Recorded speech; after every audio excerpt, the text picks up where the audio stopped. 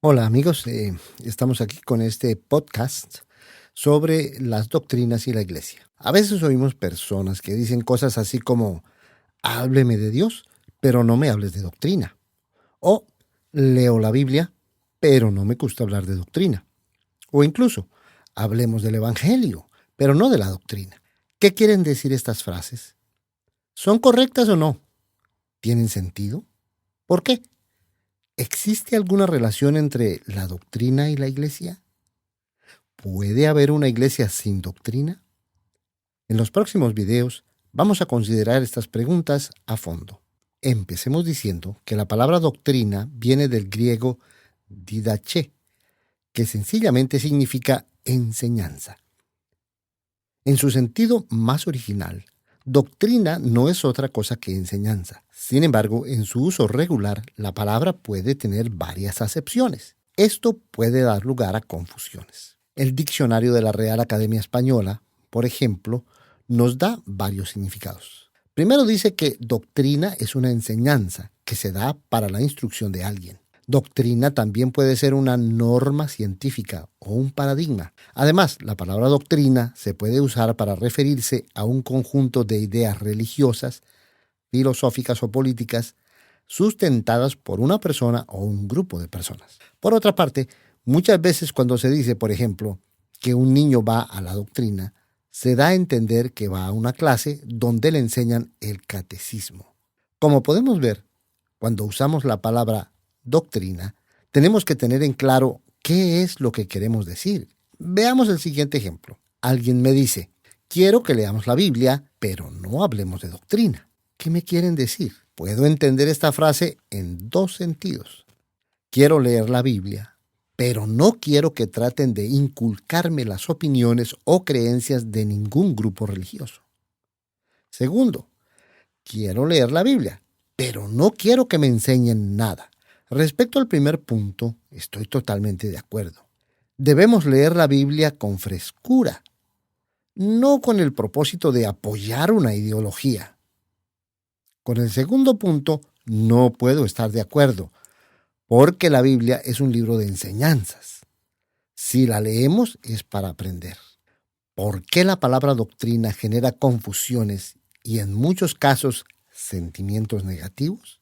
Lo que pasa es que durante los 2000 años de existencia del cristianismo, las opiniones y creencias de diversos líderes religiosos se han convertido en doctrinas oficiales de distintas iglesias, no pocas veces generando profundas enemistades y hasta guerras cruentas. Así pues, hoy por hoy, cuando alguien habla de doctrina, uno puede suponer que se está refiriendo al credo particular de alguna iglesia, puesto que se han presentado tantas discusiones amargas y tantas enemistades por causa de la religión.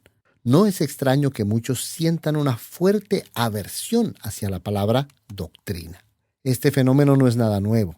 Lea Mateo capítulo 16, versículos 5 al 12.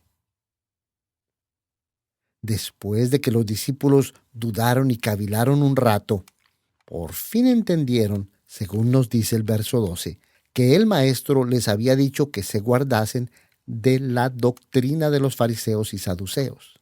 ¿Qué es la doctrina de los saduceos y los fariseos? Obviamente se trata del conjunto de enseñanzas y tradiciones que estos dos grupos de maestros pertenecientes a la religión judía habían venido acumulando de generación en generación.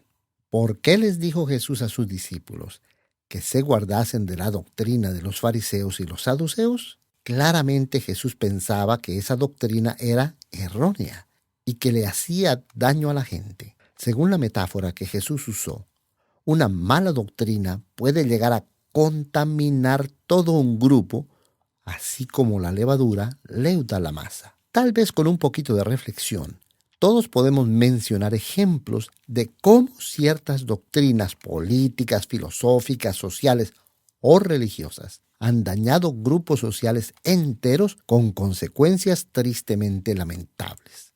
Jesús tenía razón. Uno debe ser cauteloso con relación a las doctrinas que aprende o propaga.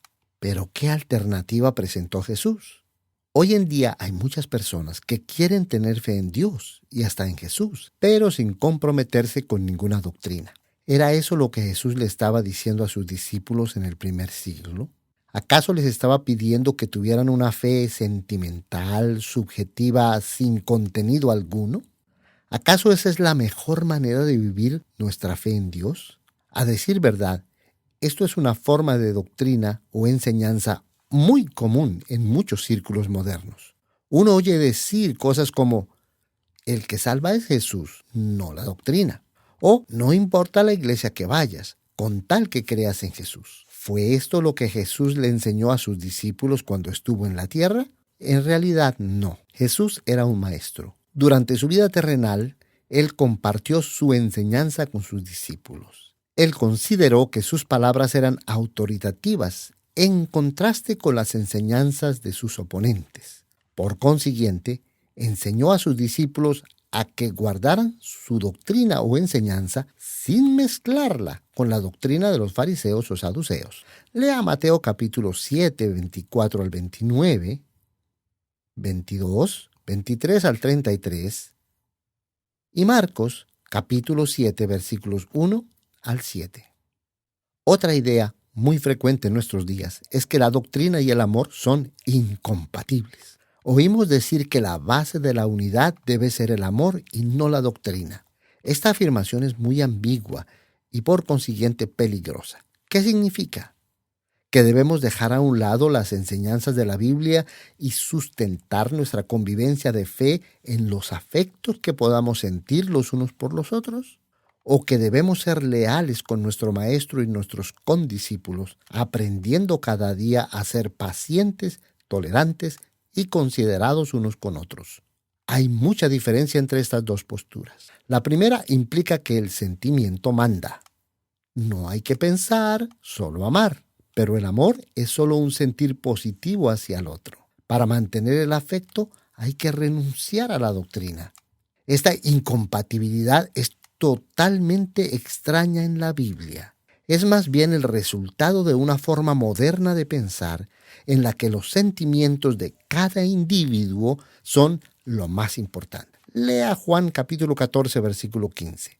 Amar a Jesús, conocer sus mandamientos y cumplirlos no son cosas incompatibles. Al contrario, el deseo de aprender de Jesús y de poner en práctica sus enseñanzas es la expresión más verdadera del amor que le profesamos. Tal parece que Jesús está más interesado en que aprendamos sus mandamientos y los hagamos que en que nos emocionemos con la idea de que lo amamos mucho. Amar aquí es ser leales a Jesús, sus propósitos y sus enseñanzas. Lea Efesios capítulo 4, versículo 15.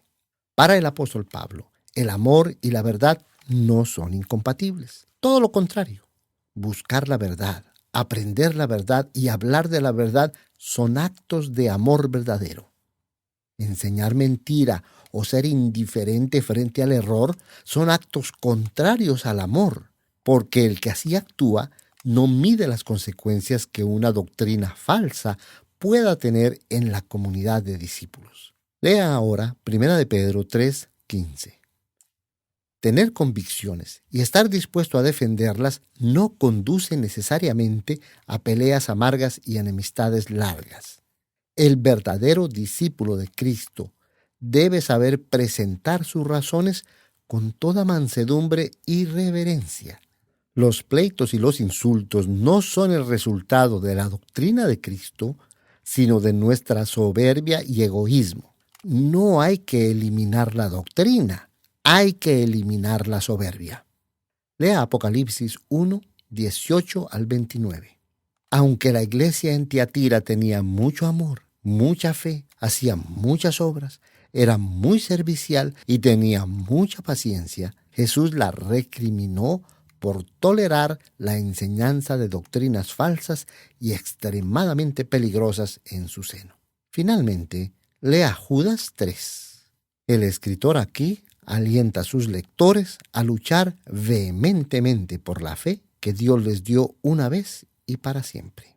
El tema de la doctrina de la Iglesia ha generado grandes controversias a lo largo del tiempo. Muchos creyentes han estado optando por minimizar al máximo este asunto. La única esperanza que ven es conformarse con el sentimiento religioso personal, sentir a Dios, ser tolerante y acogedor, y renunciar a cualquier búsqueda real de la verdad en términos doctrinales. Con frecuencia oímos decir que la verdad es Jesús, una persona y no una doctrina. Por elegante y llamativa que sea esta afirmación, lo cierto es que es ambigua e incierta. Al final, libera a cada individuo para que crea lo que quiera y se forme la imagen que quiera de Jesús. Esta expectativa de libertad total de los individuos en todos los ámbitos de su existencia, buscando su propia realización en el mercado libre, es muy común en nuestra sociedad, pero no era así en los tiempos bíblicos. En la Biblia encontramos otros parámetros. Escribiendo muchos años antes del auge moderno del individualismo y el subjetivismo, los escritores bíblicos asumieron que la doctrina verdadera es el conjunto de enseñanzas provenientes de Dios y escribieron sus libros y sus cartas convencidos de que eran afines con dichas enseñanzas y con el fin de comunicarlas. En esta serie sobre las doctrinas y la Iglesia exploraremos el surgimiento de diversas doctrinas religiosas tradicionales y hablaremos de las enseñanzas que ofrece la Biblia sobre los temas más sobresalientes que tienen que ver con nuestra relación con Dios. Síganos y siéntase libre para dejar sus comentarios. Gracias.